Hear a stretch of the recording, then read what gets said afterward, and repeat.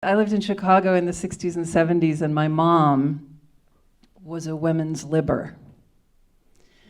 She went to consciousness raising groups and she stopped wearing a bra.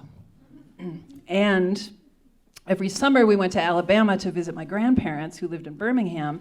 My grandmother had 3 sisters who didn't have children. 2 of them never married and lived in the house with her. They were Marmee and Big Bibi.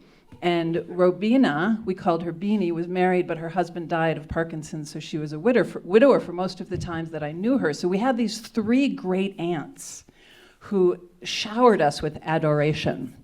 And it was pretty, and they all worked at the bank. They all worked at Steiner Bank. They were single women with jobs in the 30s and 40s and 50s and 60s, and that was kind of revolutionary, right? But sexism dies hard in, always, I guess, but especially in middle-class white Protestant families. So my 3 aunts, my brother was the only boy of 3 sisters, and they opened a bank account for him, a special bank account, because he was the only boy, poor kid, in this gaggle of girls. So they thought, we're going to set him up with a special savings account. And every time they got their paycheck from the bank, they'd put a little money in the bank for my brother.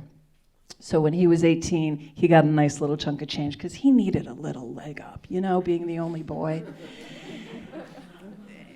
So we were this liberated family, but still my brother mowed the lawn and my sisters and I did the dishes. And when we went to Alabama, my dad and my brother and my grandfather would go fishing at the lake. My grandfather had this private lake men's club, and they would go fishing at the lake. They'd bring home fish, and Granny would fry up the fish. And when they were fishing, me and my sisters and my mom and my grandmother and my 3 aunts would go to the mall.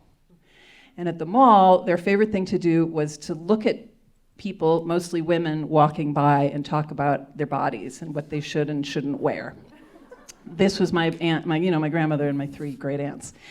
But going to the mall wasn't so bad because I kind of had it figured out where it's like if I could get one of the aunts aside and say, "Oh, look at this necklace, isn't it beautiful? Oh my God, I love this necklace." And then she'd say, "You like that? I'll buy it for you." And so I kind of had the whole thing worked out. So going to the mall wasn't so bad. But when I got to be 13, 14, 15, I was like, wait a second. How come the boys go fishing and the girls go to the mall? Like, something's not right with that. So, and everybody was just like, "Oh, Joey, oh, Joey, always, But nothing ever changed. So finally I show up I was 16 in 1978, the same year I won the Butter Sculpting Award in Kansas. I show up in 1978 and I say, I want to go fishing with Granddad. And everybody stops in their tracks. Like the whole house stops. The house stops breathing. Everybody stops breathing. Even 6 feet under, all of the ancestors, they stop breathing. And it's just like, oh my God. And you can feel it, like, the girl wants to go fishing. Oh my God, the girl wants to go. What are we going to do? The girl wants to go fishing. Are we going to let her go fishing? Is the girl going to go fishing? And in all the years that my grandfather had this lake, my grandmother never once went to the lake. And so there's this hubbub, like, is the girl going to go fishing? Is the girl going to go fishing? And my grandfather stands up and he says, "I'm going to take Johanna to the lake and we're going to go fishing." So we planned it for days, and my grandmother made lunch, she made food, and I thought I was going to go with my father and my brother, but there wasn't room for 4 in the boat, so it was just me and my granddad. And we sat pretty much in silence the whole day. I was not a talker, he was not a talker. We just sat with our fishing poles in the water all day, and I caught 12 fish. And he did not catch any.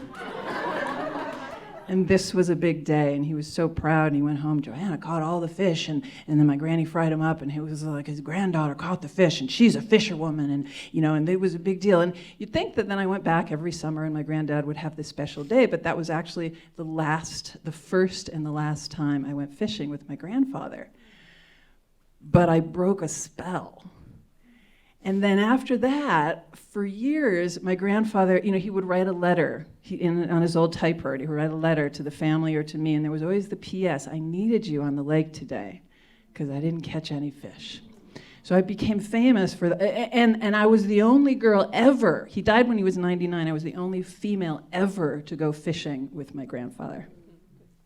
So anyway, 20 years later, my grandmother died. She was 97, and my dad moved my grandfather up to Ohio. He was 99, and he didn't live much longer after that, but I was with him one day, and he peed his pants. And he was befuddled and confused and embarrassed, and I just made no big deal, and I helped him change his pants. And he told my father later, he said, "That Johanna, she's solid. She knows what to do when an old guy soils his pants. And that girl, she can catch a fish."